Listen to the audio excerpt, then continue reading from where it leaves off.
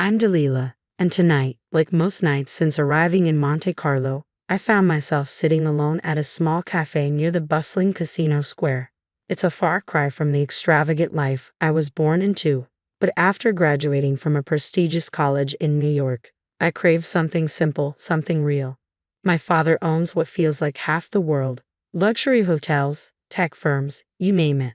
Yet I chose to use my mother's last name, a way to keep my distance from the glare of his empire. The evening air was cooling when you walked in. Julian looked like he belonged here, moving with the kind of ease that only comes with a tailored suit that probably costs more than my monthly rent. Without asking, he pulled out the chair across from me and sat down. "Mind if I join you?" he asked, already making himself comfortable. I barely glanced up. "Looks like you're already sitting," I replied coolly. He laughed, smooth and practiced. "I'm Julian. And you are?" "Delilah?" I met his gaze for a moment, sizing him up. He was polished, a little too perfect for my usual taste, but undeniably attractive. "So, Delilah," he continued, leaning back, "what brings someone like you here? Alone?" "Just enjoying my coffee," I answered vaguely, not in the mood to share. "And you?" He shrugged, a glint of amusement in his eyes. "I could say business, but I'd be lying. Let's just say I'm here for something interesting, and it looks like I might found it." His gaze lingered, steady and confident. I raised an eyebrow. "Hope the coffee lives up to your expectations then." He smiled, not breaking eye contact. "Something tells me it already has."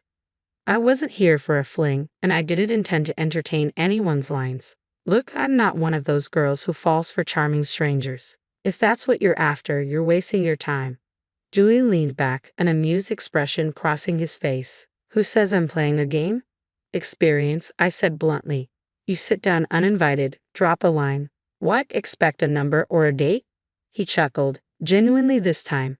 "You're tough. I like that. I'm not looking for a number, just a conversation. But if it's too much, just say the word and I'll disappear." I hesitated. Monte Carlo could be beautiful, but it was often lonely too. "Conversation's fine," I said, keeping it casual.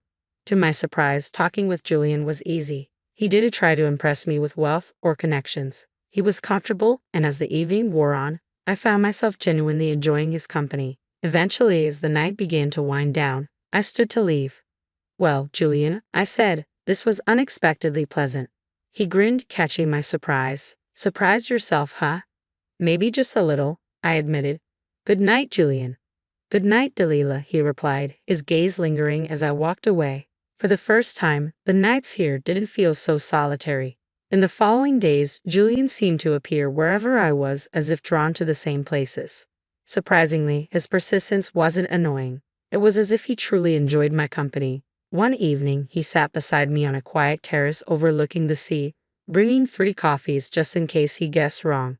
"If I'm wrong, I'll drink both," he joked, handing me a cup. "Good guess," I replied with a smile.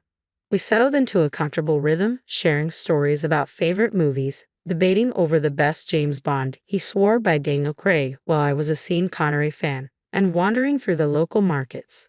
Julian had a way of making me laugh, and each day Monte Carlo felt a little less like a stop on my journey and a little more like home. One afternoon, he suddenly turned serious. "Delilah, I know I'm just some guy you met at a cafe, but these past weeks have been, I don't know, different, better. Because of you." I stopped, not sure how to respond.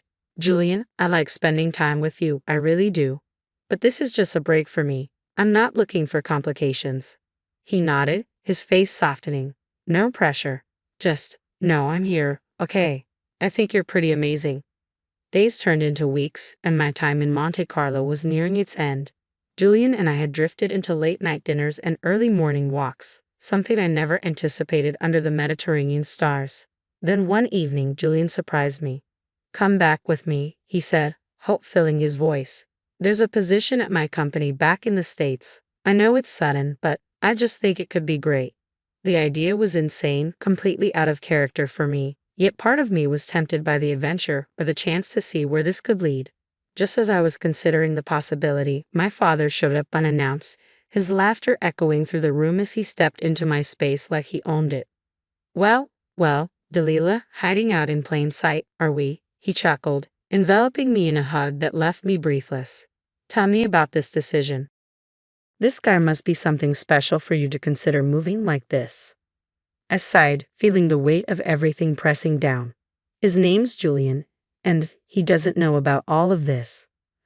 I gestured around me, acknowledging the opulence I'd spent my life trying to keep hidden from the people who mattered. My dad's expression turned serious. You can't keep that a secret forever, Delilah. If he's going to be part of your life, he deserves to know who you really are.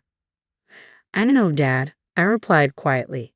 I just want to be sure about him before I complicate things. He ruffled my hair, a playful gesture that made me feel like a kid again. Just remember, if you ever need anything, I'm only a call away.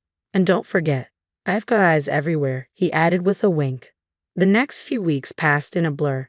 Julian and I grew closer, though he sensed I was holding back. One evening, as we sat down to dinner, he looked at me, his gaze gentle but insistent. When do you think I'll get to meet your family? He asked. I feel like I'm missing a big part of you. My heart raced. I wasn't ready to reveal the truth, the tangled web of wealth and expectations that came with my last name. Well, my mom passed away years ago, and my dad, he's just a regular guy, I said, dodging the details.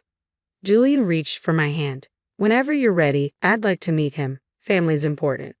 For the first time, I began to wonder if maybe, just maybe, I was ready to share my world with him. Nodded, grateful for his understanding, even though I wasn't sure how I'd ever bridge the gap between Julian and my father. My dad's world was one I wasn't ready to introduce Julian to, not yet. As time went on, life with Julian flowed in ways I hadn't anticipated. We were blending our lives together effortlessly. My new job at his company was going smoothly, and our relationship was deepening every day. It felt like we were building towards something significant, though I didn't realize how big until the moment arrived. It was an ordinary evening in Julian's cozy, upscale apartment with a view of the city skyline. We had just finished a casual takeout dinner, lounging on the couch as a documentary about ocean life played softly in the background. Julian suddenly turned to me, his expression surprisingly serious. He took my hand, and my heart quickened. Delilah, he began, his voice steady but tinged with an emotion I couldn't quite place. I've been thinking a lot about us, about everything we've been through, and what I want for our future together. I nodded, feeling my mouth go dry, waiting for him to continue. I love you, Delilah, he said, his words warm and sincere. I love everything about you, and I can't imagine my life without you. He paused, looking nervous, a vulnerability I hadn't expected, which made me feel a little braver. I want to be with you always. Will you marry me? No grand gesture, no ring, just a simple, genuine question that was so unmistakably Julian. Yes, I answered, the word rushing out of me, almost a sigh of relief. Yes, I will. Julian's smile spread wide and he pulled me into a tight hug. The rest of the evening was a blur of excitement and dreaming about our future together. It felt thrilling, a little overwhelming, but it was so undeniably right. The next challenge was telling my dad. I expected him to be happy, but his reaction was far more cautious than I hoped. Delilah, you know I want nothing but your happiness, he said, his voice heavy with concern. But are you sure about this? It's all happening so fast. I'm sure, Dad. He's a great guy, you'll see. I tried to sound more confident than I felt. He sighed, his eyes searching mine. All right, but promise me one thing. He paused. A prenuptial agreement, just to be safe. The word didn't intimidate me. It was practical, especially given our situations. Of course, Dad. We'll handle it.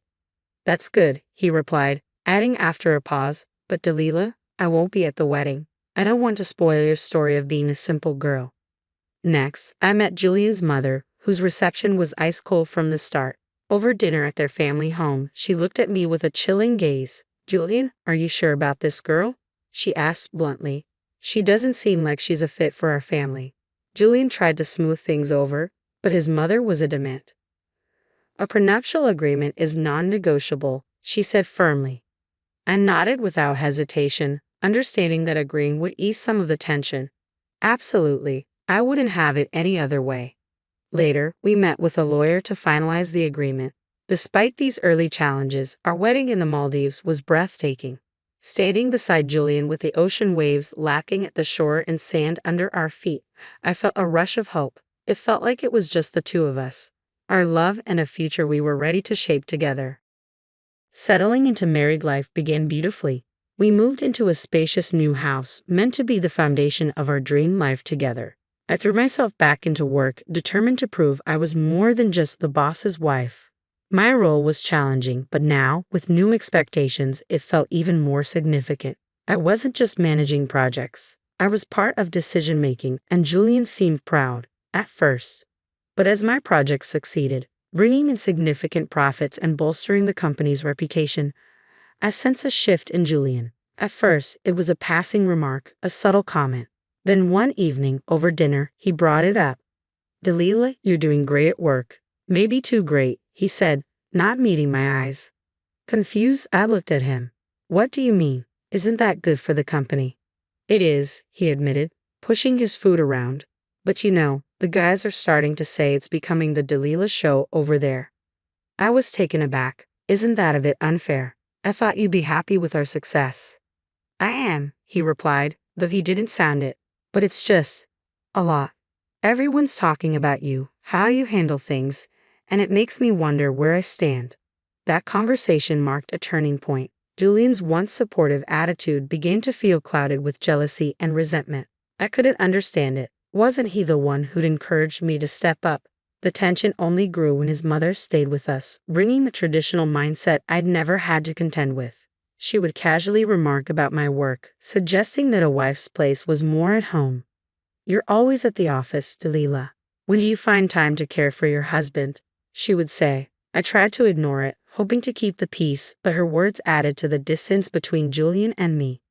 One evening, Julian came home, his expression set and unreadable. "Delilah," he said, his tone firm, "I think it's best if you leave the company. We need to focus on our family, and it seems like your role there is just causing too much tension." His words felt like a punch. "Leave the company? But why?" "I've worked so hard, Julian." "It's for the best," he replied coldly. "You can focus on the house now, maybe start that garden you've always talked about," he added dismissively, as if my career was a mere hobby. The next day, I found myself at a crossroads, uncertain if I should let go of everything I'd built, just to keep the peace in our fragile marriage. I discovered that Julian had fired our entire household staff, the housekeepers, cooks, and even the horticulturist. "It's all on you now," he said, almost as if he were punishing me. "You wanted to be more involved at home. Here's your chance." His words were harsh, and though I wasn't afraid of housework, the way he dumped this on me felt deeply unfair. This wasn't the loving, supportive man I had married. This was someone controlling and intolerant, a stranger.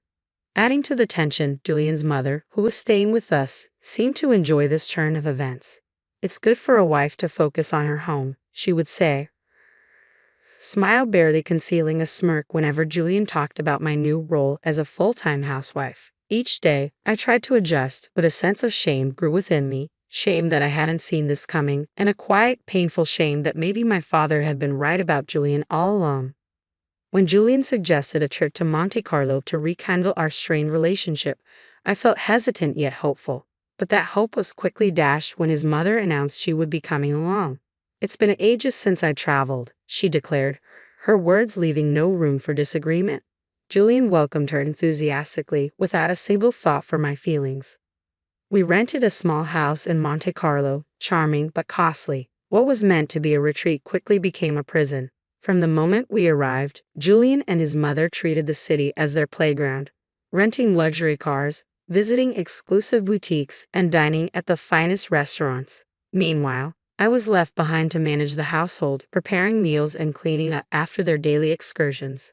They demanded home-cooked meals, turning me into a servant in our holiday home. As the days went by, Julian's mother's remarks became sharper, her barbs cloaked in smiles. "Really, Delilah, living off someone else's dime. Must be quite the life, huh?" she sneered, each word landing like a slap. Julian never defended me. Instead, he laughed along with her, and each chuckle felt like a betrayal, cracking the fragile remnants of our bond. One evening, as we passed a grand old hotel, Julian's mother looked at it with envy. "Imagine owning a place like that," she muttered, her voice dripping with longing. Later that night, over dinner, she took another jab at me, this time loudly instructing the waiter, "For Delilah, just the cheapest dish. No need to spoil her with luxuries she doesn't deserve." Julian laughed, agreeing, good call, Mom. Let's not go overboard. Their words stung. I stood up abruptly, the scrape of my chair loud against the marble floor. I won't stand for this anymore, I said, my voice trembling yet firm. I'm divorcing you, Julian. As I walked away, Julian and his mother followed, shouting insults that echoed through the night. Look at her, a beggar, unworthy of my son. His mother jeered.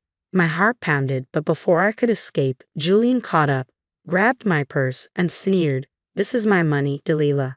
Get out however you can. With a violent yank, he tore the purse from my shoulder, leaving me stunned and shaken. His mother's cruel laughter followed as she added, Maybe you'll learn to beg here in Monte Carlo.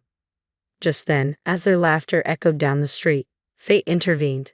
We stood in front of the grand hotel Julian's mother had envied earlier. The gates opened, and a guard approached, his expression lighting up as he recognized me. Miss Harris, he called, his tone respectful. Your father mentioned you might stop by. Please, this way. The best room is always reserved for you.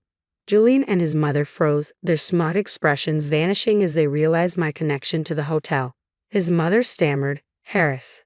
As in billionaire Harris. Ignoring their shock, I walked toward the hotel with the guard, each step a quiet declaration of my independence. Julian's desperate voice called after me, Please, Delilah. I didn't mean it. And his mother added with forced cheer, Perhaps we could come in for a drink, at least. Without a backward glance, I stepped inside, the heavy doors closing firmly behind me, symbolizing the end of my old life. Back in the U.S., I faced Julian in court. He tried to claim my bonuses from the multi-million-dollar deals I had closed at his company. But my attorney revealed every unpaid bonus, bringing to light Julian's betrayal in the business we built together. In the end, the court awarded me $7 million. Outside, Julian made one last desperate plea. Delilah, everyone's laughing at me. Can we start over? Once, those words might have stirred pity. Now, I saw clearly. You only missed the money, Julian, I said, my voice firm.